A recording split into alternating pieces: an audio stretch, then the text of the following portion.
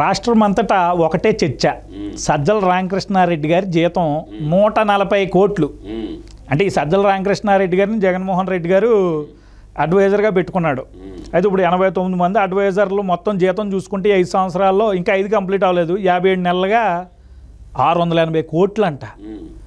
680 కోట్లతో అంగన్వాడీలు పాపం 1000 రూపాయలు పెంచమని అడుగుతున్నారు, ఆశా వర్కర్లు 2000 పెంచమని అడుగుతున్నారు, ఈ యొక్క కాంట్రాక్ట్ అవుట్సోర్సింగ్ ఉద్యోగులు ఏదో కొంచెం పెంచమని, మున్సిపాలిటీ సిబ్బంది ఏదో కొంచెం పెంచమని అడుగుతున్నారు. వీళ్ళందరికీ పెంచితే అయిపోయేదానికి ఈరోజు 89 మంది అడ్వైజర్స్ అంట జగన్మోహన్ రెడ్డికి, వాళ్ళకి 680 కోట్లు అంట. ఎంత దారుణం అండి, ఎంత దారుణంగా పందికొక్కులా తినేస్తుంటే ఎవరు మాట్లాడరేట అసలు. పందికొక్కులా పాడ బందిపోటు దొంగలు పడ్డరు ఆంధ్రప్రదేశ్లో. పందికొక్కులు ఎందుకు సుబ్బు, బందిపోటు దొంగల్ని నెత్తిని పెట్టుకున్నారు ఆంధ్రప్రదేశ్లో. సెంటిమెంటల్ ఫోల్స్, బ్రిటిష్ ఎవరికనలా సెంటిమెంటల్ ఫోల్స్. భయపెడితే భయపడతారులే అందరూ అని భయంగా బతుకుతారు ప్రతి వాళ్ళు నాకు ఫోన్ చేస్తారు ఈ మధ్య, నా శ్రేయోభిలాసులు, నా మిత్రులు. అన్నా జాగ్రత్త అన్నా, నిన్నేదో ఒక రోజు వేసేస్తారన్నా జాగ్రత్త అన్నా అంటున్నారు. ఒరే ఏడుండేడు పెద్ద కంట్రీ పారం పోకోడు కాదురా, వచ్చినోడు నా ఒక్కడైనా వేసేస్తారని చెప్పిన నేను కూడా. నాకు కూడా కొంచెం విద్యలు ఉండే ఆయుధాలు నాకాడ కూడా, నేను పిచ్చోండు కాదురా, ఒంటి మీద 70-10 మంది వస్తే ఒక్కడైనా వేసే చచ్చిపోతారా అని చెప్తున్నా నేను కూడా. ఇప్పుడు సజ్జల రామకృష్ణారెడ్డి సింహాద్రిపురం మండలంలో పోస్టు ఉత్తరాలు బట్టవాడు చేసుకున్నాడు వాళ్ళ నాయన. వాళ్ళ అబ్బ గౌరవంగానే బతికిండు, ఈయన్ని చిన్నంగా BA చదువుకున్నాడు. 79లో ఈనాడులో ఇలేకరుగా జాయిన్ అయ్యిండు. అర్థమవుతుందా? ఒక ఆయన బేపనాయన ఉండడు, పెద్ద ఆయన ఒక ఆయన శాస్త్రి గారని తమిళ బ్రాహ్మణుడు. వీడు బతుకు మొత్తం చెప్పిండు నాకు సజ్జల రామకృష్ణారెడ్డి వీడు ఎంత బేవర్స్ అనే సంగతే. వీడు ఈనాడు ఇలేకరులో గుమ్మస్తా, వాడు చదువుకున్నది BA. ఇప్పుడు ఏంటంటే నా బాధ ఏంటంటే రేపు రాబోయే తెలుగుదేశం జనసేన ప్రభుత్వం ఈ ఎదవల మీద చర్య తీసుకుంటుందా లేదా అనేది నా పాయింట్. దీనికి ఉంటాయి. దీనిలో మొట్టమొదట చీఫ్ సెక్రటరీని అరెస్ట్ చేయాలి ఈసారి. నేను యాక్ట్ కూడా చెప్తా. ఏ చీఫ్ సెక్రటరీని? ఆంధ్రప్రదేశ్ చీఫ్ సెక్రటరీని అరెస్ట్ చేయాలి. ఇప్పుడు ఒక అతను ఉన్నాడు, మొన్న ఒక అతను ఉన్నాడు. కాదు వీళ్ళ ఈ సలహాదారులను ఎవరైతే అపాయింట్మెంట్ చేశారో, ఈ లెటర్లు ఎవరెవరైతే ఇచ్చారో దానికి ప్రథమ ముద్దాయుడంటే చీఫ్ సెక్రటరీ. అంటే నేను అనేది ఒకటి గుర్తుపెట్టుకోండి సుబ్బు గారు, ఇక్కడ భారత రాజ్యాంగం స్పష్టంగా రాసి ఉంది, ఒక యాక్ట్ ఉంది, రెవెన్యూ రికవరీ యాక్ట్. ఈ రెవెన్యూ రికవరీ యాక్ట్ అనేది నేను తెలంగాణ హైకోర్టులో టాప్ మోస్ట్ అడ్వకేట్లు ఉన్నారు, ఒక 3 అడ్వకేట్లు, వాళ్ళతో నేను మాట్లాడా. సార్ ఏం సార్ నేను మాట్లాడింది రైట్ ఆర్ రాంగ్ అన్నాడు. 100% రైట్ మోదు నీ పాయింట్. ఈ రెవెన్యూ రికవరీ యాక్టు 1890లో పుట్టింది. అంటే భూమి పన్నులు సుస్తులు వసూలు చేయటం. ఈ మొండలో కొంతమంది సగం చదువుకొని పూర్తిగా చదవకుండా దాన్ని చాలాసార్లు అమెండ్మెంట్ చేశారు. ఈ రెవెన్యూ రికవరీ యాక్ట్ ప్రయోగించి మొత్తాన్ని రాజమండ్రి సెంట్రల్ జైల్లో కుక్కొచ్చు. ఎవరు? చీఫ్ సెక్రటరీని, ఆ డబ్బులు ఇచ్చినటువంటి వాళ్ళని మొత్తాన్ని కుక్కొచ్చు. ఇది రానుండేటటువంటి తెలుగుదేశం ప్రభుత్వం, జనసేన ప్రభుత్వం, ముఖ్యమంత్రి ఎవరైనా చేస్తారా చేయరా అనేదే నా పాయింట్. అందువల్ల జవహర్ రెడ్డి గారు ఆయన పెద్దోడు కదా, అన్నీ తెలుసు కదా, ఎట్టి పెట్టిన సంతకాలు. ముఖ్యమంత్రికి పోయేది ఏముండదు. జవహర్ రెడ్డి ఇంకో పాయింట్ కూడా చెప్తున్నాను సుబ్బు గారు, ఏ ప్రభుత్వమైనా కేంద్రంలోనైనా రాష్ట్రములైనా ఇండియన్ కాన్స్టిట్యూషన్ ఏం చెప్పొద్దంటే, కాన్స్టిట్యూషన్ హెడ్ ఎవరు? రాష్ట్ర గవర్నరు. తర్వాత కాన్స్టిట్యూషన్ బాడీ అత్యున్నతమైన న్యాయాన్ని పరిరక్షించేది ఎవరు? హైకోర్టు జడ్జి గారు, ఆర్టికల్ 226. ఓకే. తర్వాత పరిపాలనలో పెద్దోడు ఎవరు? డీజీపీ కానీ, ఐఏఎస్ కలెక్టర్లు కానీ, సీఎం ఆఫీసులు కానీ, రాష్ట్రంలో సఫాయి కార్మికులు అంటే కాటి కాపరి మొదలుకొని చీఫ్ సెక్రటరీ దాకా పరిపాలన అధ్యక్షుడు, పరిపాలనానికి సంబంధించిన పెద్ద ఆఫీసర్ ఎవరు? చీఫ్ సెక్రటరీ గారు. వీళ్ళు ముగ్గురే కదా, గవర్నరు, చీఫ్ సెక్రటరీ, హైకోర్టు ప్రధాన న్యాయమూర్తి. ఓకేనా? వీళ్ళ ముగ్గురు జీతాల మించి ఎక్కువ జీతం ఎవడికి ఉండకూడదు. ఇది చెప్పద్ది కాన్స్టిట్యూషన్. అంటే సజ్జల రామకృష్ణారెడ్డి అనేటటువంటికి ఒక తాడేపల్లి పాలేరుగాడికి 140 కోట్ల రూపాయలు సంఘటిత నిధి నుంచి ఎట్టిచ్చును అని నేను చీఫ్ సెక్రటరీని డైరెక్టర్ అడుగుతుండా. ఏ చట్టం చెప్పింది? ఏ కాన్స్టిట్యూషన్ చెప్పింది?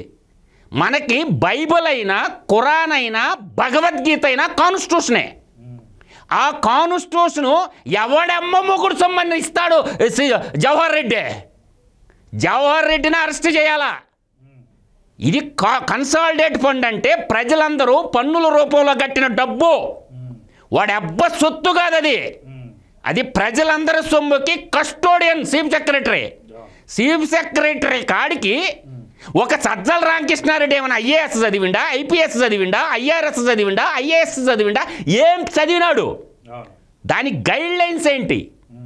ఒక సలహాదారుని నియమించాలంటే నియమ నిబంధనలు ఏం పెట్టారు? దేనికి ఎంత ఇచ్చారు? బయట పెట్టండి రా బాయ్. అంటే ప్రజలు ఎన్నుకున్నారా? సలహాదారుల నుంచి పరిపాలించమన్నారా? ప్రజలు, పీపుల్ రిప్రజెంటేషన్ ఎవరు? ఎమ్మెల్యేలు. క్యాబినెటు, ఎమ్మెల్యేలు అందరూ కలిసి క్యాబినెటు ముఖ్యమంత్రిని ఎన్నుకుంటారు. ముఖ్యమంత్రి మంత్రిమండలిని ఏర్పరచుకొని ముఖ్యమంత్రికి సపరేట్ పవర్స్ లేవు. ముఖ్యమంత్రి కూడా మంత్రిమండలిలోని ఒక మంత్రి మాత్రమే. చాలామంది అంటున్నారు ముఖ్యమంత్రికి అడిషనల్ పవర్స్ ఉంటాయి. బొంగేం కాదు. మంత్రికి ఎంత పవర్ ఉంటుందో ముఖ్యమంత్రికి కూడా అంతే పవర్ ఉంటుంది. అయితే ఇప్పుడు ముఖ్యంగా ఈ యొక్క ప్రభుత్వ హోదాల్లో ఉన్న వాళ్ళు, ప్రభుత్వ అధికారులు కానీ వీళ్ళెవరూ రాజకీయ వ్యాఖ్యలు చేయకూడదు. ఒకవేళ ఇన్ కేస్ ఆ పొజిషన్లో ఉంటే ఈవెన్ ప్రభుత్వానికి అనుకూలంగానో లేకపోతే ప్రతిపక్షాలకు అనుకూలంగానో ఎలాగ ఏ రాజకీయ వ్యాఖ్యలకి దూరంగా ఉంటారో అసలు మీడియాలోకి రారు. కానీ సజ్జల రామకృష్ణారెడ్డి మాత్రం మరి సరదా బయటకు వచ్చేస్తున్నాడు, టీడీపీని తిట్టేస్తాడు, ఇష్టారీతిగా షర్మిలను తిడతాడు, ఎవరు పడితే వాళ్ళ గురించి మాట్లాడతాడు.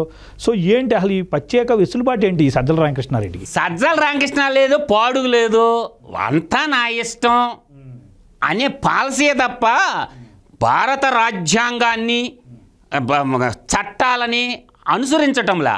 ఈ తప్పంతా దీనికి ప్రథమ ముద్దాయి చీఫ్ సెక్రటరీ అనే వ్యక్తి సెక్రటేరియట్లో కూర్చొని పరిపాలన చేస్తాడా? జగన్మోహన్ రెడ్డి ఇంట్లో కూర్చొని పరిపాలన చేస్తాడు? దీనికి సమాధానం చెప్పమనండి చీఫ్ సెక్రటరీని.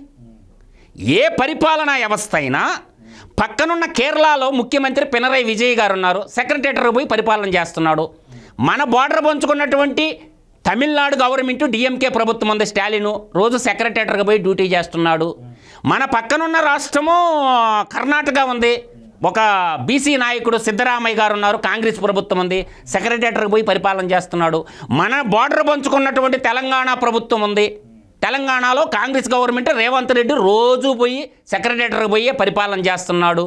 మనకు ఇంకొక బార్డర్ పంచుకున్నటువంటి ఒడిశా ముఖ్యమంత్రి నవీన్ పట్నాయక్ గారు కూడా డైలీ సెక్రటేరియట్కి పోయి పరిపాలన చేస్తున్నాడు.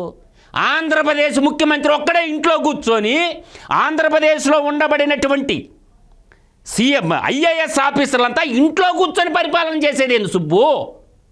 ఇది ఎక్కడన్నా చూసామా? 29 రాష్ట్రాల్లో ఎక్కడన్నా ఉందా? మూసుకొని గొమ్మగా ఉన్నారు కదా. సీఎం ఆఫీస్ చేస్తారు కదా ఇల్లుని. ఏంది ఎట్లా చేస్తారు సీఎం ఆఫీసు?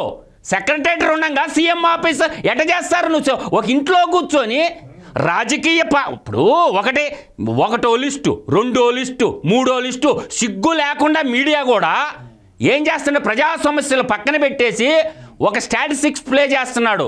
ప్రజా సమస్యలు ముందుకొస్తే మనం సమాధానం చెప్పలేమని చెప్పి ఒక నవంబర్ నెల, డిసెంబర్ నెల, జనవరి నెల, ఈ 3 నెలల నుంచి ఏం జరుగుతుందో రాష్ట్రంలో బయటికి రావటంలా. అన్ని మీడియాలో అదేందో భూగోళం బద్దలైపోయినట్టు ఒకటో లిస్టు, రెండో లిస్టు, మూడో లిస్టు అట్లా 200 సీట్లు కేటాయించాలంటే ఇప్పుడు 70 సీట్లు దాకా వచ్చారు. అంటే ఈ ఎలక్షన్ నోటిఫికేషన్ వచ్చిందాకా ప్రజా సమస్యలని డైవర్ట్ చేయడానికి ఆడు ఎవడికిస్తే మనకెందుకు సీట్లు? మీడియాకు కూడా సిగ్గు లజ్జ కొద్దిగా ఉండాలి. ప్రజా సమస్యలను బయట పెట్టడంలా. అందువల్ల ప్రజా పరిపాలన గాలి కొదిలేసి ఈ 680 కోట్ల రూపాయలతో ఏం చేయొచ్చు నేను చెప్తా సుబ్బు గారు. 680 కోట్ల రూపాయలతో 680 గ్రామాలకి శాశ్వతమైన రోడ్లు ఇవ్వచ్చు. 680 గ్రామాలకి 680 గ్రామాలకి డ్రింకింగ్ వాటర్ని కంప్లీట్ చేయొచ్చు. 680 గ్రామాల్లో పూర్తిగా చేసేయచ్చు. వీళ్ళు దోచుకున్నటువంటి డబ్బు మొత్తం కక్కించాల రాబోయే ప్రభుత్వం. అందుచేత నేను అంటున్నాను ఏంటంటే వీళ్ళ మీద రెవెన్యూ రికవరీ యాక్ట్ ప్రయోగించి వీళ్ళు ప్రజల డబ్బును దోపిడీ చేసుకున్నారు కాబట్టి వీళ్ళ మొత్తాన్ని అరెస్ట్ చేసి రాజమండ్రి సెంట్రల్ జైలుకి పంపించి వీళ్ళందరికీ ఏది అవకాశం ఉంటే ఇంకా జీవితకాలం శిక్ష ఇప్పించేసేయాల. ప్రభుత్వ ఆస్తి ప్రజల సంపదను దోచుకుని తినడం అంటేనో అంతకు మించిన దేశద్రోహం లేదు. వీళ్ళు దేశద్రోహులయ్యుండి ప్రజలందరి మీద దేశద్రోహం శిక్షలు పెట్టి వీళ్ళు ఇష్టం వచ్చినట్టు ఆడుకుంటారా? అందువల్ల ఏంటంటే వీళ్ళని కానీ వదిలిపెడితే రాబోయే ప్రభుత్వాన్ని కూడా ప్రజలు క్షమించరు.